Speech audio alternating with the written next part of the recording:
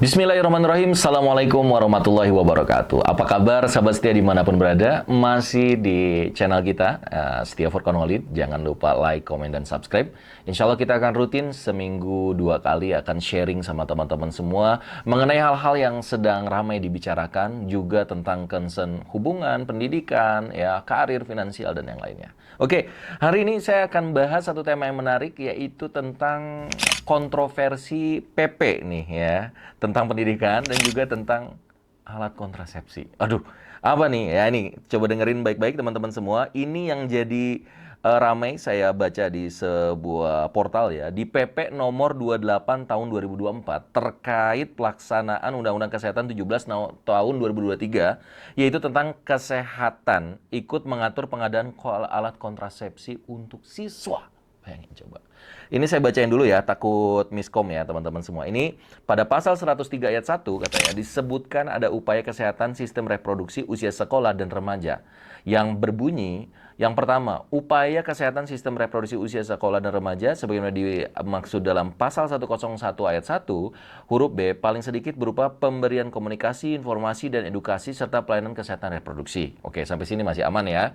Sementara itu, untuk penyediaan alat kontrasepsi bagi usia pelajar atau remaja tertuang dalam pasal 103 ayat 4. Pasal itu tertulis, pelayanan kesehatan reproduksi sebagaimana dimaksud pada ayat 1 paling sedikit meliputi deteksi dini penyakit atau screening, pengobatan, rehabilitasi, konseling, dan penyediaan alat kontrasepsi. Ini yang jadi ramai dibicarakan. Nah, boleh teman-teman komen nih, setuju nggak sih tentang alat kontrasepsi itu harus disediakan di sekolah-sekolah? Ya, nanti anak-anaknya datang gitu. Nah ini ya, door prize gitu ya. Nah ini ya, coba deh kita pakai akal logika sehat teman-teman semua ya.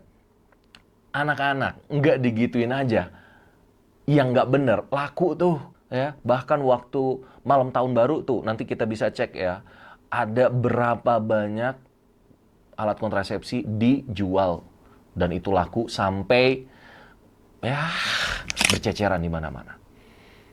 Nauzubillah min dzalik. Ini keprihatinan kita sebagai pemerhati pendidikan ya teman-teman semua gitu.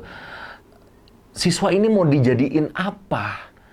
Apa nanti ada salah satu brand dari alat kontrasepsi mau menyediakan ya, nanti diproyekin berapa triliun, dibagi-bagiin di setiap sekolah, lalu nanti setiap sekolah anak-anak sekali lagi ya, belum apa-apa udah lihat, dia udah tahu dari informasi di YouTube misalnya, di sosmed ya.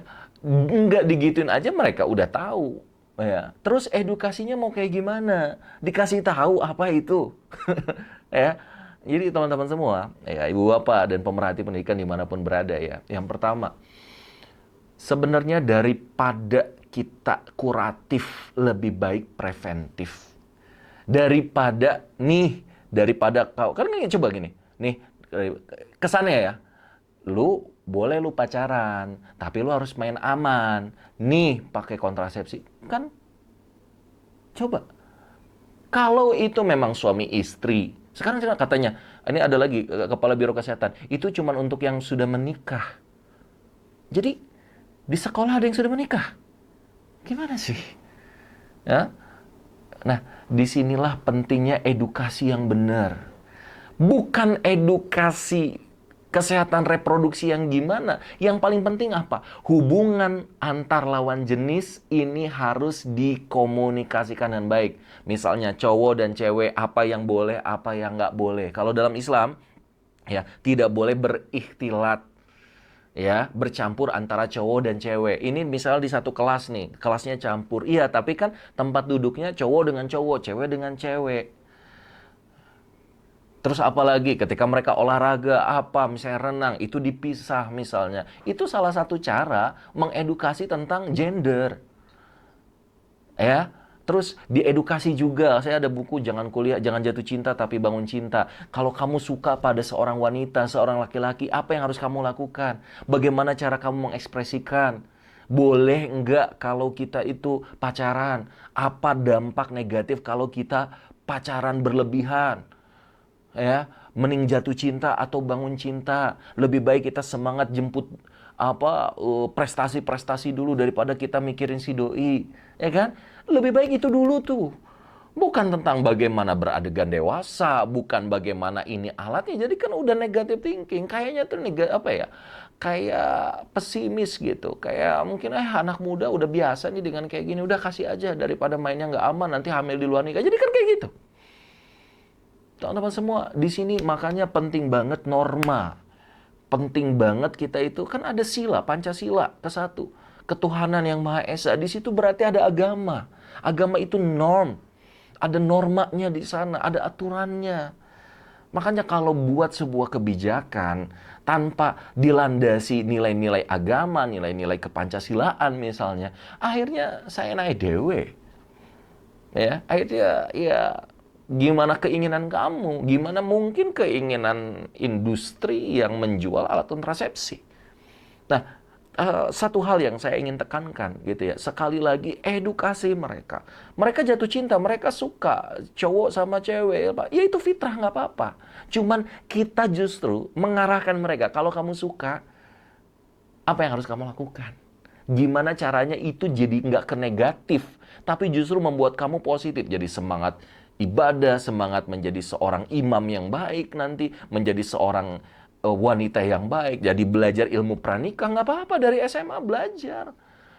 Kenapa banyak orang-orang yang akhirnya hamil di luar nikah lalu menyesal, dia akhirnya dikeluarin dari sekolah, akhirnya dia masa depannya suram. Kenapa? Karena mereka nggak ngerti. Ketika mereka konsekuensinya itu berzina misalnya, apa yang akan dilakukan? Mereka dikeluarkan dari sekolah. Mereka tidak bisa melanjutkan. Mereka kalau dia seorang wanita, mereka harus melahirkan dan karena aborsi nggak boleh, itu haram. Nah, justru itu yang harus diedukasi. Itu yang harus diedukasi. Konsekuensi kalau kamu melakukan ini. Maaf ya, bahkan banyak orang tua, guru yang itu kayak ya udahlah namanya pacaran, gue juga dulu pacaran. Ya mungkin dulu pacarannya pacaran baik-baik aja, sekarang kan pacarannya gimana? Nah, justru yang harus diedukasi itu tuh, ilmu ketika dia itu suka sama lawan jenis, apa yang harus dilakukan? Bukan siapin nih alatnya, supaya ketika kamu suka, nih caranya. Bukan itu. Nah, ini mudah-mudahan ya saya siap untuk ngebantu kalau para pemerhati pendidikan atau pemerintah ya, ingin ngerti gimana caranya mengedukasi yang baik. Ya, sekali lagi jangan sampai nanti jadi bahan petertawaan para siswa. Ya, ketika tadinya mau mengedukasi sex education, malah ujung-ujungnya diketawain atau malah menjadi negative thinking. Ya. For free, feel free juga buat teman-teman semua yang mau share, silahkan di-share. Yang mau komen, Anda setuju atau nggak setuju, ini cuma pendapat saya. Dan saya senang banget kalau teman-teman terlibat.